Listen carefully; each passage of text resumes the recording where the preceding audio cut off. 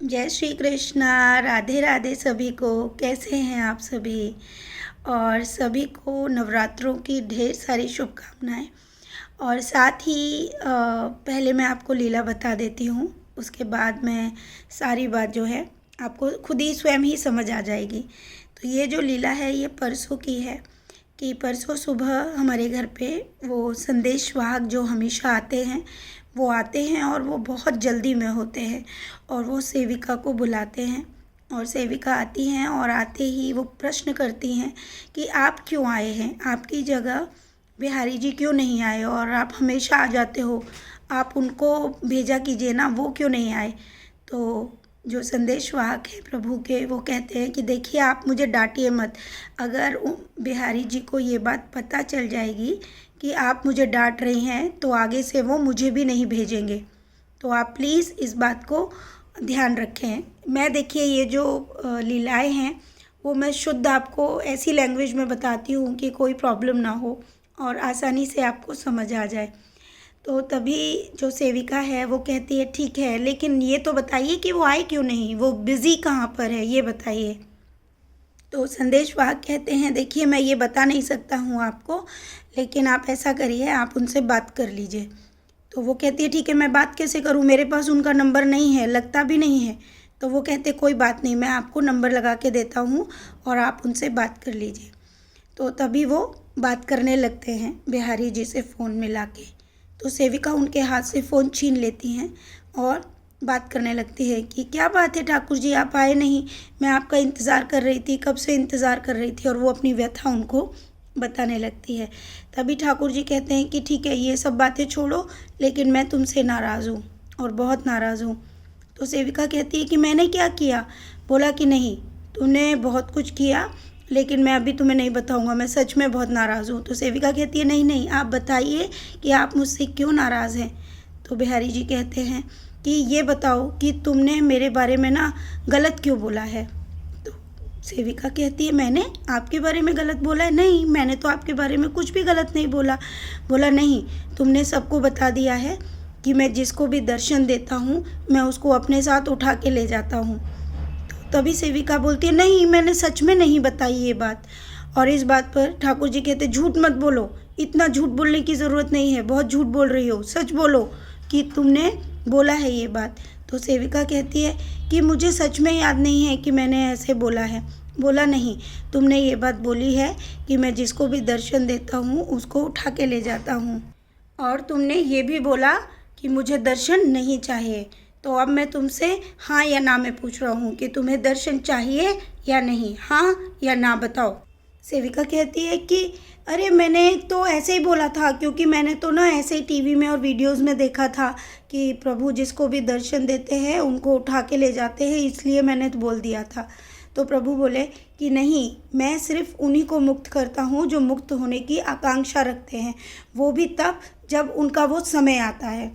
तो सेविका कहती है हाँ ठीक है। तो बोले, तो प्रभु कहते हैं अब तुम मुझे बताओ क्या तुमको दर्शन चाहिए या नहीं, हाँ या ना बताओ, मैं इंतज़ार कर रहा हूँ। और ये बात बोलकर प्रभु का फ़ोन कट जाता है और जो संदेश वाहक है वो भी यहीं पर मतलब विराम करते हैं और अदृश्य हो जाते हैं। तो ये जो लीला थी ये परसों की लीला थी। और जिस वक्त ये हमने ये लीला को सुनने में थोड़ा वक्त भी लग गया था, 9 साढ़े 9 बज गए थे, क्योंकि बहुत सारे काम होते हैं घर में। तो हम कह रहे थे चलो ये इस चीज़ से फ्री हो जाए तब बैठकर सुनेंगे। लेकिन फिर जैसे ही ये लीला सुनी तो भले ही आप उस समय उस कंडीशन में हैं या नहीं जाने के, हम लोग तुरंत जो है हमने भैया को फ़ोन किया, गाड़ी वाले भैया को, और उनसे कहा कि नहीं भैया हमको तुरंत जाना है, क्योंकि मेरी तो आत्मा मानने को तैयार ही नहीं होती कि प्रभु ने जो कहा है वो करना ही करना है। अब क्यों करना है क्या है कुछ समझ नहीं आता, मेरा दिमाग काम नहीं करता। और हम तुरंत यहाँ से 12 बजे जो है निकल गए वृंदावन के लिए। और क्योंकि हम जल्दी पहुंच गए थे 2:30-3 बजे, तो हमने सोचा कि अभी पट खुलने में तो 5 बजे पट खुलेंगे वृंदावन में, तो उससे पहले लाडो भी हमारे साथ थी, तो हम राधा कुंड और श्याम कुंड होकर आ गए। तो देखिए ये जो अब इसमें जो लीला थी और इसमें जो क्या ज्ञान था उसकी जो बातें हैं वो मैं बता देती हूँ। पहला तो ये कि सेविका ने ये बात सिर्फ मुझसे कही थी, क्योंकि मुझसे इसलिए कही थी क्योंकि मैं हमेशा से ही आप सबको बोल चुकी हूँ कि मेरी जो उनसे आकांक्षा रही है प्रभु से, हमेशा इन आँखों से उनको देखने की क्या आकांक्षा रही है। तो हमेशा सेविका ने मुझसे ही कहा है कि प्रभु ना जिसको भी दर्शन देते ना उसको उठा के ले जाते हैं। मतलब उसके दिमाग में ये चीज़ भरी हुई थी, तो उसने हमेशा बोला कि मुझे इन आँखों से प्रभु को नहीं देखना है। एक तो बात यहाँ हो जाती है। दूसरी एक और चीज़ आती है कि प्रभु ने इसका भी उत्तर दिया है कि हमको प्रभु के दर्शन कब प्राप्त होते हैं। हमको उसके लिए बहुत प्रयास करने पड़ते हैं, बहुत अथक प्रयास होते हैं, और वो किस समय पर होगा ये भी कोई नहीं जानता। प्रभु ने इसमें ये भी संदेश दिया है कि जो भी टीवीज़ में या कहीं पे दिखाया जाता है कि वो एज़ इट इज़ नहीं होता है, ठीक है, कि प्रभु किसी को लेकर जाते, क्योंकि प्रभु किसी को लेकर नहीं जाते, प्रभु किसी को कष्ट नहीं देते हैं। ये तो इंसान की खुद की अपनी इच्छाएं होती हैं कि वो इस जीवन से क्या चाहते हैं। प्रभु जो धन चाहते हैं उनको धन देते हैं, जो उनकी इच्छा मतलब कुछ भक्त चाहते हैं कि प्रभु के दर्शन हो तो प्रभु दर्शन देते हैं, ठीक है। ये नहीं है कि किसी ने जो भी आकांक्षा है प्रभु के दर्शन मिल जाएंगे तो आदमी मुक्त हो जाएगा, वो एकदम से चेंज हो जाएगा, ऐसा नहीं है। जो हमारे अंदर अंतरात्मा की जो भावनाएं होती हैं प्रभु उसी के अनुसार हमें जीवन में देते हैं, पहली बात। दूसरी बात जो तुरंत प्रभु ने कहा, तो देखिए ये प्रभु की लीलाएं हैं, और लीलाओं का मतलब अब आप समझ चुके होंगे। क्योंकि अगर प्रभु ये नहीं बोलते कि तुमको आना है या नहीं आना है तुरंत बताओ, मैं इंतज़ार कर रहा हूँ, तो ये भी प्रभु एक भक्त के भाव को मतलब जानने की कोशिश करते कि इस भक्त के भाव कैसे हैं। क्या ये मुझे प्रतीक्षा कराएगा, क्या मैंने जो आदेश दिया है उसको तुरंत फॉलो करेगा, चाहे जीवन में या रास्ते में या किसी भी तरीके की उसके पास परिस्थिति है, क्या ये भक्त मेरे पास आएंगे। तो हमारे साथ वही हुआ कि हम तुरंत वहाँ गए, क्योंकि आत्मा को शांति नहीं मिल रही थी। मैं काम ज़रूर कर रही थी, लेकिन मेरा दिल और दिमाग यही था कि नहीं प्रभु इंतज़ार कर रहे हैं, हमको जाना है। आप समझिए। अब इसमें तीसरी एक और लीला है प्रभु की, कि जब हम वहाँ गए तो वहाँ पर उन्होंने इतनी दूर दूर से आए हुए भक्तों से मतलब हमको मिलवाया, या वो भक्त हमसे मिलना चाहते थे। सोचिए उनकी इतनी अच्छी या किसी की इतनी पवित्र इच्छा रही होगी कि उनको हम मिल गए। इतनी दूर से आए थे, हिमाचल, जोधपुर, मेरठ, उड़ीसा। तो प्रभु की लीला प्रभु ही जान सकते हैं। तो प्रभु ने सोचा होगा ये भक्त अब आ रहे हैं और अब इनको भी बुलाया जाए, क्योंकि प्रभु तुरंत नहीं बोलेंगे तो हम तुरंत कैसे जाएंगे, है ना। तो ये सब प्रभु की लीलाएं होती हैं। लीलाओं का अर्थ अब आप समझ गए होंगे कि प्रभु कब क्या करेंगे किसी को नहीं पता होता। तो हमारे साथ भी सेम वैसे ही हुआ। और रही बात लीलाएं बताने की, तो आप सब समझ सकते हो कि अचानक से हम वहाँ चले गए। तो वो दिन मतलब 11:30-12 बजे हम रिटर्न घर आए, और आने के बाद दूसरा दिन आके फिर वही काम करना है, और उसमें ना पूरा समय नहीं मिल पाया कि मैं लीलाएं पूरी तरह बता पाऊँ।